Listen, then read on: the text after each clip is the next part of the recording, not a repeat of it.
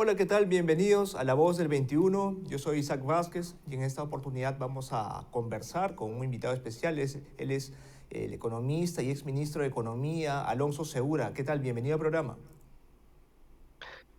Gracias, Isaac, por la invitación. ¿Cómo estás? Pues bien, gracias por estar aquí con nosotros. Y tenemos en realidad que comenzar hablando sobre eh, algo que está afectando bastante a la economía peruana, ¿no? Que es la situación de la minería. Ahora se ha dado el reporte del INEI, ¿no? Que se da pues mensualmente, y lo que ha informado es que el sector ha tenido nuevamente una caída, ¿no? Y en este caso ha habido una clara influencia de la producción de la minería metálica, ¿no? Que ha caído más de 4%, 4,73%. Y evidentemente hay una conexión con lo que está pasando en varias unidades mineras, con lo que ha venido sucediendo, ¿no? Y nosotros quisiéramos saber realmente cuál es el impacto que puede llegar a tener ya esta situación que atraviesa el sector minero, ¿no? ¿Hasta dónde se puede llegar y qué otros sectores pueden sufrir las consecuencias?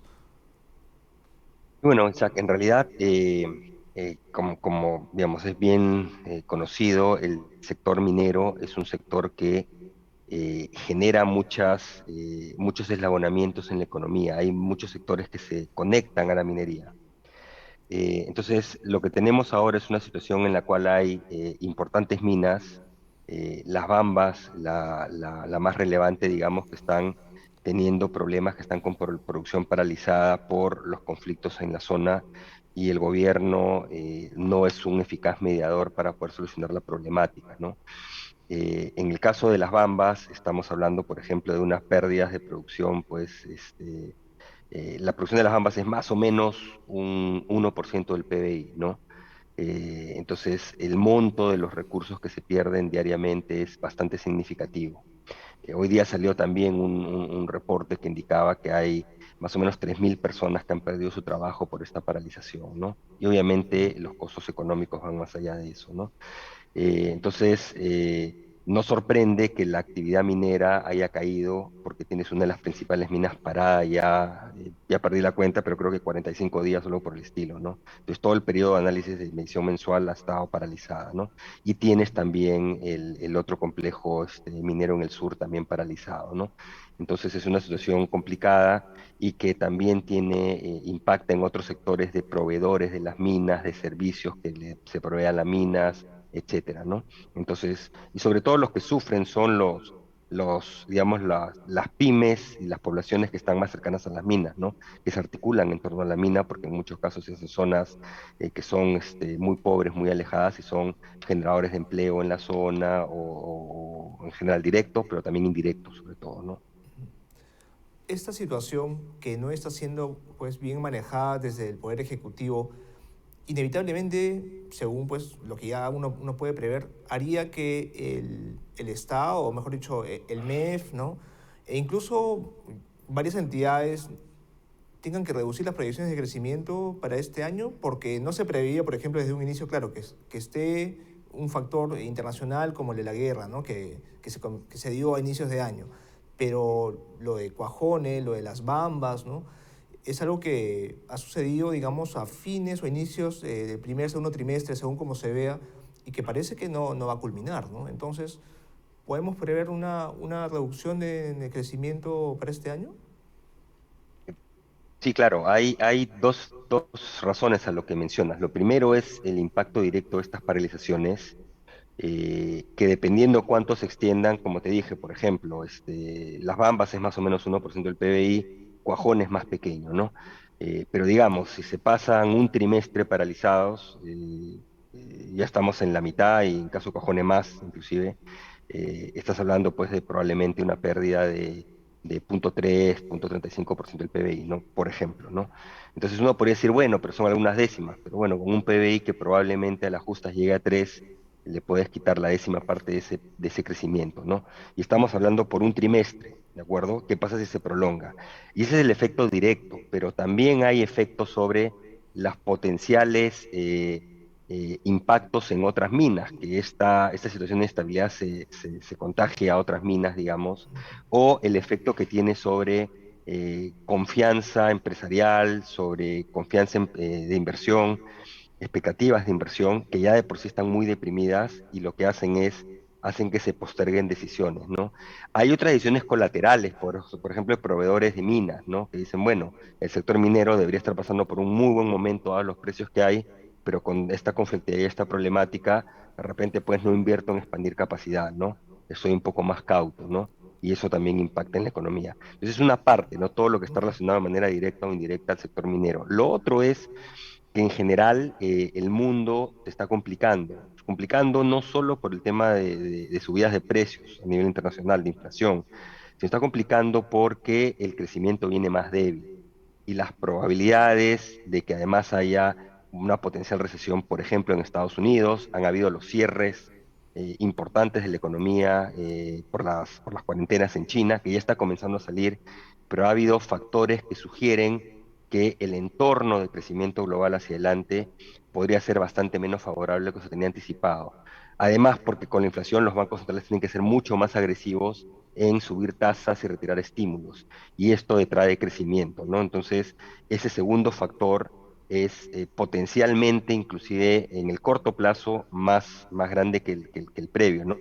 Pero la situación por la que pasa el sector minero preocupa en largo plazo porque es un sector clave para la economía y cada vez las minas, digamos, formales, grandes, con principios de sostenibilidad, tienen más problemas, algunas de ellas, para poder operar o para poder invertir, ¿no?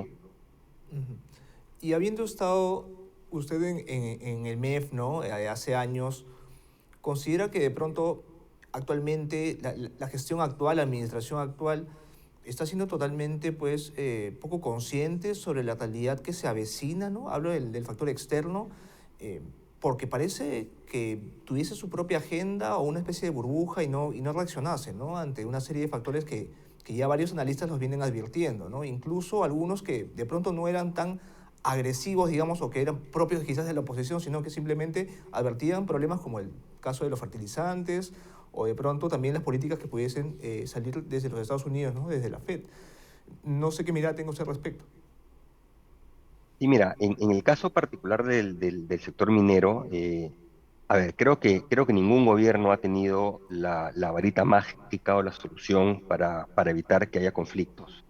Pero acá en realidad hay un problema es un problema mayor, que es que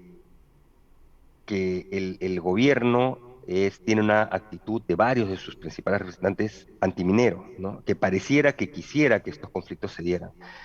Por ejemplo, las declaraciones de la vicepresidenta en Davos, ¿no? Básicamente cargando contra el sector minero formal del Perú, ¿no? Entonces, es un cambio cualitativamente importante, que es pasar de repente no tenemos todas las respuestas para cómo solucionar estos problemas a que hasta los generan, los asusan y quisieran que continúen, casi pareciera, ¿no? Entonces es una situación muy problemática aquella por la que pasa el sector minero y parece que el gobierno no es consciente de la relevancia del sector minero para la economía peruana y todo lo que está en un contexto de subida de precios, de crisis alimentaria, de todo el impulso externo y digamos, el impacto en bienestar doméstico que podría generar si es que hubiese más inversión minera, formal, responsable, sostenible. ¿Ok? Tener una tasa de crecimiento esperada, danse el número que quieras, el oficial de 3 y pico, el de consenso que está más en 2 y pico y probablemente bajando si el mundo se complica o se sigue complicando el entorno político, es inédito con precios récord de materias primas, porque el entorno externo está muy complicado por el lado de inflación y las perspectivas, los riesgos de enfriamiento están ahí. Pero en este momento y el último año hemos tenido récord de precios de materias primas. La economía con esos precios en el pasado ha crecido muchísimo más, 6, 7, 8%. No es una regla de tres simple, pero debería estar viniendo con mucho mayor impulso en la economía, lo cual significaría mucho mayor generación de empleo y de mejora de ingresos que permitan paliar el efecto de la subida de precios de alimentos, por ejemplo. Y eso no se está dando porque el gobierno desalienta en general la inversión privada y en particular la inversión minera, lamentablemente. Ujú. Y visto justamente, o vistas estas muestras de poco interés, ¿no? Hacia la promoción de la inversión privada, y también con declaraciones justamente como las que se dieron en el Foro Económico Mundial, ¿no? Por parte de la vicepresidenta Dina Boluarte en contra de la minería, podemos prever que de pronto salir justamente de esta caída, ¿no?, para la inversión privada puede resultar mucho más difícil, porque se preveía que este año y el próximo incluso fuesen años pues donde la inversión privada tuviese resultados debajo de cero, ¿no?, negativo. ¿Puede esto extenderse a un horizonte aún más prolongado o todavía es muy pronto para poder anticiparlo? A ver, es pronto porque hay muchos factores que influyen en la dinámica de la inversión privada, ¿no? Pero digamos, aislando otros factores, digamos, si las políticas de gobierno continúan por esta senda en materia laboral, en materia de resolución de conflictos, en materia de agenda, digamos, política legislativa, de que quieren asamblea constituyente, etcétera, etcétera, eh, las expectativas de inversión van a seguir deprimidas y va a haber mucha incertidumbre y por tanto va a haber una retracción de la inversión privada. O sea, si esto continúa, va a ser así. Claro, hay factores que pueden ayudar. De repente el precio del cobre se va más arriba todavía. O los riesgos de recesión se disipan y la economía mundial se acelera. Es poco probable, por lo menos en los próximos 2, 18 meses, pero podría ocurrir y que eso mitigue los efectos negativos de la dinámica interna, ¿no? O de una potencial crisis política también, ¿no? Entonces, básicamente la situación es, el contexto internacional hasta el momento en materia de vientos de cola era muy positiva para la economía peruana, el lado negativo era subida de precios. Pero estos vientos de cola te deberían permitir generar los recursos fiscales, el crecimiento, etcétera, para que haya inversión privada, generación de empleo, mejores ingresos y recursos fiscales para poder ayudar a mitigar los impactos sobre los más vulnerables, ¿no? Esa parte buena del entorno mundial no se está materializando por decisiones de decisiones internas, fundamentalmente política interna, del gobierno y del Congreso, ¿no? No es que todo el gobierno está en contra, el Ministerio de Economía trata de lanzar mensajes positivos, trata de hacer cosas, pero está en medio de un gobierno en que básicamente pues hace todo lo contrario, ¿no? Y entonces evidentemente predomina esa posición del presidente, la vicepresidenta, el primer ministro, los ministros de energía, que son en la práctica, hay que decirlo, antimineros, ¿no? Ujú. Y Y anti-inversión hablando, privada, que es ajá, un sentido más amplio, ¿no? ajá, Se trasluce de todo lo que proponen, ¿no? Todo ujú, lo que dicen y todas las iniciativas, ¿no? Y un Ministerio de Economía que trata, pero que tiene, pues, toda esta marea en contra, ¿no? ujú. Y hablando de una competencia que está relacionada en realidad con la PCM, ¿no?, con el MEF, que es la resolución de conflictos, que justamente lo abordaba usted hace unos segundos, hace un par de minutos. Se dice mucho en realidad que los equipos encargados, ¿no?, de lo que es resolución de conflictos y de hacer seguimiento justamente a esto, porque no es que incluso en gobiernos anteriores de pronto surgiera un conflicto social y de pronto recién apareciera, sino que es una tarea que se viene haciendo, digamos, que requiere seguimiento y todo un trabajo, digamos, tras bambalinas que muchas personas no ven, ¿no?, y que se va desarrollando poco a poco, pero se dice mucho que en realidad estos equipos se han visto deteriorados, que se han reducido capacidades y que en realidad es preocupante la situación que se ve actualmente. ¿Considera usted que de pronto ya la resolución de conflictos ha dejado de ser una política de Estado relevante para el Ejecutivo? Mira, es difícil decirlo, ¿no? Digamos, no sé cuál será digamos, la situación de los equipos de abogados a resolución de conflictos. Eh, en general ha habido una erosión del capital humano y las competencias en múltiples dependencias del sector público, empezando por el Ministerio de Desarrollo Agrario, que sería uno de los principales ministerios y sus agencias, sus dependencias involucrados en esta, digamos, lucha contra la crisis alimentaria. Y básicamente, pues bueno, ahí tenemos el más reciente ministro sobre el anterior y que han destituido o retirado a centenares de funcionarios, altos funcionarios, ¿no? Entonces tenemos un sector que ha sido devastado, ¿no? Transportes y comunicaciones, así podríamos seguir. El propio Midis, o sea, esa vicepresidenta es la que es la ministra del Midis, y anda diciendo esas cosas, bueno, el presidente diciendo que solo tienen hambre los ociosos, o sea, digamos, es muy complicado pensar que hay alguna estrategia articulada para luchar o resolver, digamos, conflictos. La dinámica específica no la conozco, ¿no? Y repito, no es que ningún gobierno ha tenido la varita mágica para solucionarlos, pero en este caso vemos un erratismo excesivo y discursos inflamatorios contra la inversión privada y la inversión minera en particular de parte de miembros muy representativos del gobierno, ¿no? Vicepresidenta y premier incluidos, ¿no? No del Ministerio de Economía, por ejemplo, pero en esos temas típicamente pesa mucho la acción del sector, del MEM, de PCM, etcétera, ¿no? El MEF es un actor que en general trata de mejorar el clima de inversión, pero específicamente el sectorial cae en otras manos, ¿no? Y acá también tenemos un problema de clima de inversión general, por eso las expectativas de inversión están donde están, las expectativas de la economía están en terrenos terriblemente deprimidos, ¿no? Es porque, digamos, es en general los mensajes que lanza y las acciones y las intenciones que tiene el gobierno, ¿no? Y que son muy complicadas para un clima de inversión razonable, ¿no? Y hablando del clima de inversión, justamente hace poco se dio el nombramiento del nuevo ministro de Trabajo, ¿no? El señor Juan Ramón Lira. Y en realidad lo que dejó ver es que la agenda de trabajo, la agenda que se tenía presente se mantiene, ¿no? Es decir, la propuesta del anteproyecto del nuevo Código de Trabajo se mantiene y piensan impulsarlo tal como lo hacía pues Betsy Chávez. Y había mucha suspicacia sobre lo que pudiese pasar al respecto, ¿no? ¿Usted considera que este es otro factor que también puede incidir en contra de la promoción de la inversión privada y en contra del clima, de un clima adecuado justamente para hacer negocios? Sí, por eso mencioné justamente el tema de la agenda laboral del Ministerio de Trabajo en una pregunta previa, ¿no? Ujú. Y recordemos que esa agenda 19, ni siquiera la propuso la ministra Chávez, sino el ministro anterior, que también tuvo que salir del cargo por una serie de problemas y acusaciones de orden, digamos, penal inclusive, ¿no?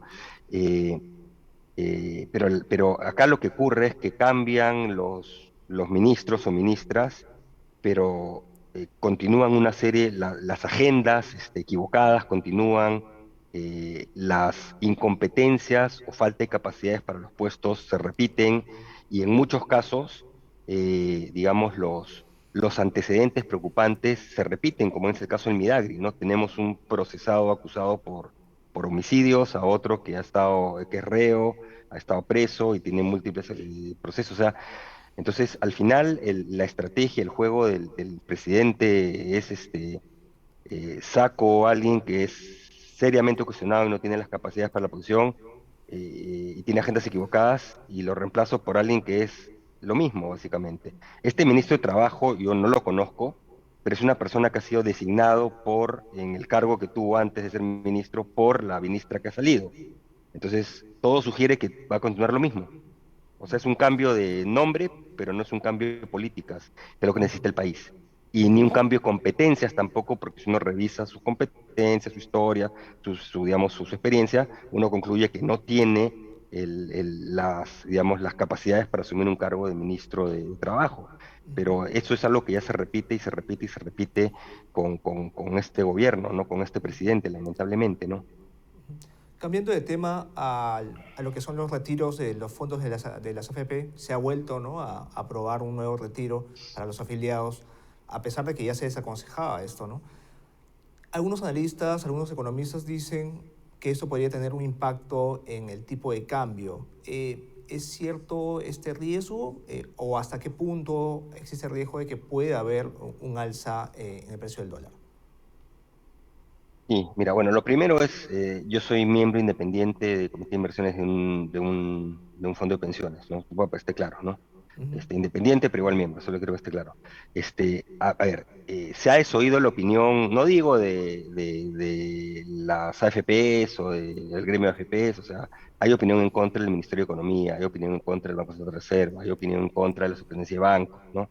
De los entes técnicos del propio gobierno encargados de hacer una evaluación del tema. Pero eso no le importa ni al gobierno, ni al Congreso, ni al propio gobierno, que lo ha publicado con la opinión en contra interna del Ministerio de Economía y Finanzas, ¿de acuerdo?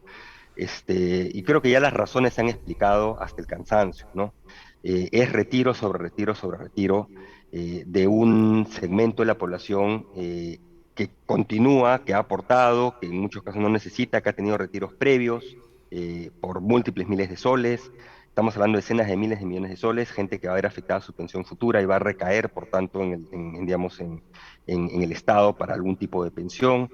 En un momento inflacionario, tú no puedes inyectar veintitantos mil, potencialmente millones de soles a la economía o una parte de eso porque eso te retroalimenta la inflación, afecta a todos.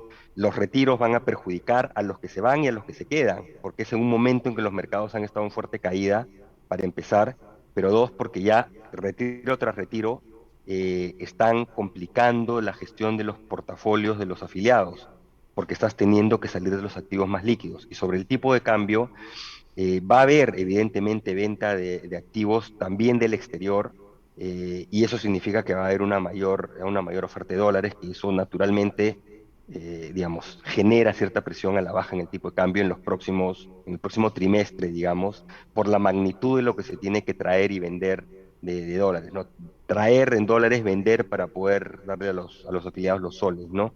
El Banco Central trata de mitigar esto a través de instrumentos para que las ventas no sean todas muy rápido, darle oxígeno a las AFPs para que lo diluyan en el tiempo, y va a estar viendo de cerca cómo hacer para evitar que haya presiones excesivas, en este caso hacia abajo en el tipo de cambio, ¿no? Pero lo Ujú. cierto es que el efecto está, ¿no? Es un efecto agregado sobre cualquier variable que pudiera impactar en el tipo de cambio, ¿no? Ahora, no es la Ujú. única variable, porque puede haber otras variables que jalen el tipo de cambio hacia arriba también, o sea, no quiero que esto lea como que estoy pronosticando una dirección del tipo de cambio, solo que sí. Esto lo que implica es mayores ofertas de ventas de dólares para poder convertirlos a soles para darle los recursos a los afiliados, ¿no? Bien, finalmente me gustaría que abordemos el tema de la inflación, que si bien lo hemos tocado hace unos minutos, el último reporte del INEI presentaba o presenta directamente, ¿no? 8,09% de inflación, bueno, de variación de precios, ¿no? En el índice de precios al consumidor en los últimos 12 Esa meses, es ¿no? Lima, ¿no? Y esto, claro, en la de Lima, así es, la de Lima metropolitana. Nacional es más Así alta, es, ¿no? que es la más, 87, claro. 80 y tantos, Sin sí. embargo, igual es prácticamente, me parece que la cifra más alta es del 98, que pues de todas formas es altísima. Y con eso lo que queríamos consultarle a ustedes en realidad, ¿qué medidas, qué acciones puede tomar o considerar el gobierno, más allá en realidad ya de si es que las vaya a tomar en cuenta o no, pero que al menos deberían estar sobre el tapete para evitar, en todo caso, que recrudezca justamente la variación de precios en detrimento justamente de los peruanos, ¿no? Y de pronto también considerar qué factores externos podrían jugar a favor o en contra, ¿no? De la variación de precios acá en el Perú. Sí, mira, lo primero es que en realidad esta subida, la subida de precios es importada, es derivada de factores que se están dando en mercados de globales, digamos, ¿no? Eso sí no es imputable al gobierno, pero lo que sí es imputable es que no tengan una estrategia de lucha contra aquellos que van a pasar hambre, ¿no? De mitigación en los más vulnerables. Eso sí es totalmente imputable al gobierno, ¿no? Y ahí en Hacer Perú sacamos un editorial dando unas recomendaciones, ¿no? O sea, el gobierno necesita una estrategia urgente de lucha, ¿no? Que tiene una serie de componentes, ¿no? La primera es, tiene que proteger a los hogares más vulnerables, ¿no? A través de bonos, digamos, temporales y focalizados, con ciertos gatillos de retiro, ¿no? Eso es lo primero. Entonces, programas sociales, fortalecer con bonos temporales alimentarios, almuerzos escolares en la gran mayoría de colegios donde no hay almuerzo escolar, apoyo a vías comunes, corredores populares, etcétera. Esa es una primera línea de defensa, ¿no? Identificar nuevos pobres es más complicado porque esa tarea está en manos del MIDIS, no está en manos del MEF. Y la verdad es que yo dudo que el MIDES haya hecho nada, no solo los últimos meses, sino durante la pandemia, ¿no? Que han debido aprovechar para tratar de identificar esta población que está arriba de pobreza, pero que hoy día pueden haber caído o han caído en pobreza con seguridad, porque la pobreza está todavía en 26% casi, ¿no? Y con la subida de precios, esto podría seguir subiendo, ¿no? El segundo elemento es cómo apoyo a los productores agrarios pequeños, cómo apoyo en fertilizantes, que algo se ha comenzado a hacer tarde, pero se ha comenzado a hacer algo, pero es insuficiente, ¿de acuerdo? Entonces tiene que prestarse mucho más atención. Y todavía hay una logística ahí que es bastante compleja, que no sé, dudo mucho que el Midagri tenga capacidad de poder manejarla, ¿no? Lo tercero eh, es eh, que debería el gobierno pensar muy bien en cómo hacer, porque el mayor mitigante, el mejor mitigante de esto es la generación de empleo y la mejora de ingresos de la ciudadanía. Y en realidad, ¿qué está haciendo para mejorar eso?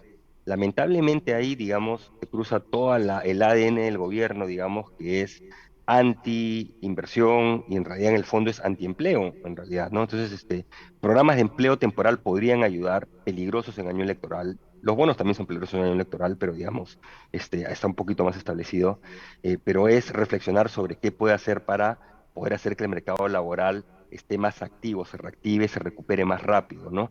Pero eso implicaría abandonar sus agendas, que pareciera lejano, pero es lo que debería hacer, ¿no? Y después hay otros elementos. Uno es que quién lidera al interior del gobierno, dadas la falta de competencias y la erosión del capital humano en el sector público, y ahí se requiere que lo más alto, el presidente, empodere al Ministerio de Economía y Finanzas para que sea el que ayude a articular todo esto y que sea el director de orquesta, ¿de acuerdo? Pero es algo que no está ocurriendo porque el presidente en general termina dándole la contra al Ministerio de Economía y dándole razón a cualquier otro ministerio periférico, el Ministerio de Trabajo, el Ministerio de Transportes o cualquier ministerio, y eso va a complicar la elaboración de cualquier estrategia, ¿de acuerdo? Y lo último es, para evitar pues que se comprometa al final las cuentas fiscales, estas medidas, el costo de estas medidas debería salir de unas reasignaciones presupuestarias, ¿no? Eso también lo debería proponer el MEF, plantear qué es lo que se va a realocar, reasignar para poder fundamentalmente cubrirlo con partidas del presupuesto que no sean tan prioritarias, ¿no? Esos son los elementos principales. Ahora, una pregunta que queda flotando es, ¿el gobierno estará en capacidad de implementar mínimamente alguna de ellas? No sé. Bien, le agradecemos mucho Ujú. por el tiempo. Gracias por haber estado aquí con nosotros. No, muchas gracias, Ian. Nos vemos. Bien, eso ha sido todo por esta ocasión. Síganos en nuestras redes sociales, en Twitter, Instagram, Facebook y YouTube, y será hasta una próxima oportunidad. Hasta luego.